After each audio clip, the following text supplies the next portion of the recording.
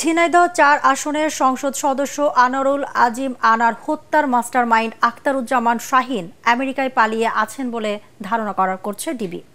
তাকে দেশে আনতে ইন্টারপোলের সহায়তা চাওয়া হবে বলে জানিয়েছে ডিবির অতিরিক্ত কমিশনার হারুনুর রশিদ। আনার হত্যার তদন্ত করতে কলকাতায় রওনা হওয়ার আগে হযরত শাহজালাল আন্তর্জাতিক বিমানবন্দরে একথা বলেন তিনি। মহানগর গোয়েন্দা পুলিশের প্রধান হারুন আর রশিদের নেতৃত্বে ৩ সদস্য কলকাতায় যাচ্ছেন। দলে রয়েছে ওয়ারি বিভাগের ডিসি মোহাম্মদ আব্দুল আহাদ ও এডিসি শাহিদুর রহমান।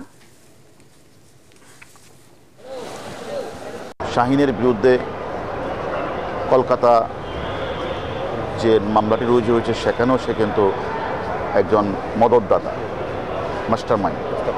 আমাদের কাছেও সে মাস্টারমাইন্ড।